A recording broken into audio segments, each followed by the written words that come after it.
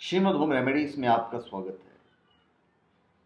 और हम आपको बताएंगे सबकॉन्शियस माइंड की जो पावर है, जो ताकत है, वो हम आपको बताने वाले हैं। देखिए, हमारा जो चेतन मन है, जो कॉन्शियस माइंड है, जिस भी बात को स्वीकार करता है और उसके सच होने पर भरोसा करता है, हमारा अवचेतन मन जो सबकॉन्शियस माइंड है उसे स्वीकार कर लेता है और हकीकत में बदल देता है। हम जो भी हासिल करते हैं और जो हासिल करने में सफल रहते हैं, वो सब हमारे खुद के थॉट्स के परिणाम होते हैं। यानी जो हम सोचते हैं वैसा ही हमारे साथ होता है। हमारी और शक्तियां, शुद्धता और अशुद्धता हम पर ही निर्भर करती है। कुछ चीज़ें ऐसी होती हैं जिन्हें आप नहीं बदल सकते, जैसे ग्रहों की गति, मौसम का परिवर्तन, समुद्र का ज्वार भाटा, सूर्य का उदय होना और अस्त होना। तो आपका चेतन मन जिन विश्वासों, मान्यताओं, रायों और विचारों को स्वीकार करता है, वे सभी आपके अधिक गहरे अवचेतन मन पर अपनी छाप छोड़ते हैं। मनोवैज्ञानिक और मनोविश्लेषक ये कहते हैं कि जब विचार आपके अवचेतन मन तक पहुंचते हैं तो ये मस्तिष्क की कोशिकाओं पर अपनी छाप छोड़ देते हैं। अभी हम जो कुछ भी हासिल करते हैं और जो कुछ भी हासिल करने में असफल रहते हैं, वो सब हमारे खुद के थॉट्स का परिणाम होता है। यानी हम जो सोचते हैं वैसा ही हमारे साथ होता है। हमारी और शक्तियां, शुद्धता और अशुद्धता हम पर ही निर्भर करती है। उन्हें कोई दूसरा नहीं बल्कि हम ही बदल सकते हैं। हमारी सारी खुशी और दुख का स्रोत हमारे भीतर है, हमारे अंदर है। जैसा हम सोचते हैं वैसा ही हम होते हैं। जैसा हम वर्तमान में सोचेंगे, भविष्य में हम वैसे ही बनेंगे। तो अपने अवचेतन मन को सही रास्ते पर कैसे लाएं, यह सीखना बहुत जरूरी है। सौंदर्य, प्रेम, शांति, बुद्धिमत्ता, सृजनात्मक विचारों वाली सोच रखें। आपका अवचेतन मन उसी के हिसाब से प्रक्रिया करेगा और आपकी मानसिकता, शरीर तथा जीवन की परिस्थितियों को बदल देगा। आपका अवचेतन मन गीली मिट्टी की तरह होता है। आप इसको जैसा मोड़ोगे वैसा मुड़ेगा। यह किसी भी तरह के अच्छे या बुरे विचार को स्वीकार करके उसी आकार में ढाल लेगा। आपके विचार सक्रिय होंगे, उन्हें वे बीज मान लें जो आप अपने अवचेतन मन की मिट्टी में बोते हैं। यदि आपके आदतन विचार सामंजस्यपूर्ण, शांतिपूर्वक और सृजनात्मक है, तो यह आपके और आपके कैरियर दोनों के लिए बहुत फायदेमंद होता है। इसलिए बात जान लें कि विचार ही वस्तु है।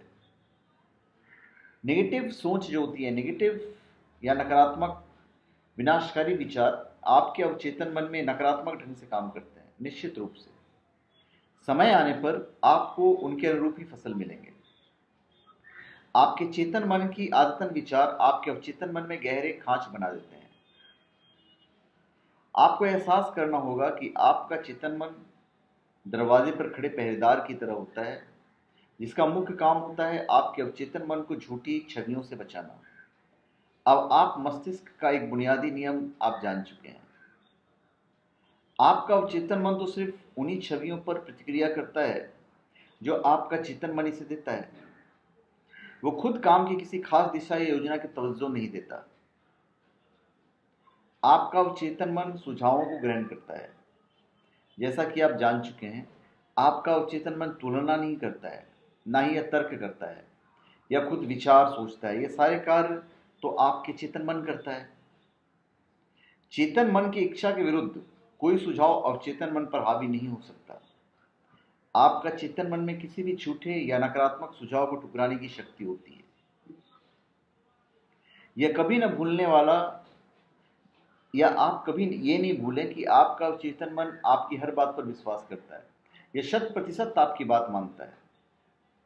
यदि आप ये कहते रहेंगे कि मुझे यह प्रमोशन नहीं मिल सकता, मैं अपनी आजीविका नहीं चला सकता, तो आपका अवचेतन मन ऐसी परिस्थिति बना देगा कि आप सचमुच ऐसा नहीं कर पाएंगे। आपके अवचेतन मन पर दूसरे के विचारों का भी असर पड़ता है। बचपन से ही इनमें अधिकतर को बहुत से नकारात्मक सुझाव दिए जाते हैं। नकारात्मक सुझावों की वजह से मानसिक प्रतिक्रिया की बहुत ही बुरी आदत बन जाती है। आपको यह सुनिश्चित कर लेना पड़ेगा कि आप अपने अवचेतन मन तक सिर्फ वही सुझाव पहुंचने दें जो हर मायने में आपका उपचार करते हो, वरदान होते हो, आपका उच्च स्तर पर ले जाते हो और प्रेरित करते हो। आपके अवचेतन मन पर दूसरों को विचार का असर पड़ता है। बचपन से ही हमने अधिकतर को बहुत से नकारात्मक सुझाव दिए जाते हैं। नकारात्मक सुझाव मतलब जो नेगेटिव सजेशंस होते हैं, सुझावों की वजह से मानसिक प्रतिक्रिया की बहुत ही बुरी आदत बन जाती है, जिसका परिणाम युद्ध, दुख, कष्ट, धार्मिक और जातीय पूर्वाग्रह का तबाही होता है। संसार के तानाशाह, स्वेच्छाचारी शासक और निरंकुश नेता सुझाव की शक्ति को जानते हैं। स्टॉलिन ने इसका अभ्यास किया था, हिटलर ने इसका सहारा लिया था और यहां तक कि ओसामा बिन लादेन ने भी इसे अमल में लाया था। आप यह नहीं जानते हैं कि ये आपके अवचेतन मन को दिए गए ऐसे आदेश जिनकी वजह से आपका जीवन जीता जागता नरक बन जाता है, कुंठित हो जाता है, मनोरोगी और संकोची हो जाता है। तो खुद को ऐसे बिंदवात्मक सुझाव देने के वजह से आपको मनोविश्लेषक की क्लिनिक में भी जाना पड़ सकता है। आप इन सभी नकारात्मक सुझावों को खारिज कर सकते हैं, बशर्ते आप अपने अवचेतन मन की प्रार्थना को खुराक दें या सोने जाने से पहले कोई न कोई प्रेरक सामग्री पढ़ें। इससे ये भी विनाशकारी विचार नष्ट हो जाते हैं। अभी जैसे मैंने जितने नाम गिनाए आपको, चाहे हिटलर हो या स्टॉलिन हो या ओसामा बिन लादेन हो, इन सभी ने लोगों के धार्मिक या जातीय पूर्वाग्रह को जागृत किया है। फिर जब लोग उत्तेजित होकर भावावेश में आ गए तो अन्य नकारात्मक सुझाव बोल दिए गए और इन लाखों के सामने कुछ बातें बार बार दोहराई गई। हमें यह विश्वास होना चाहिए कि हम अपने जीवन को बेहतर बना सकते हैं। यह विश्वास चाहे सच्चा हो, झूठा हो या तटस्थ हो, लंबे समय तक कायम रखना चाहिए। इसे हमारी मानसिकता में घुल मिलकर जाना चाहिए। तो जब तक विपरीत प्रकृति के विश्वास के जरिए इसे खारिज न कर दिया जाए, यह सवेर साकार हो जाता है,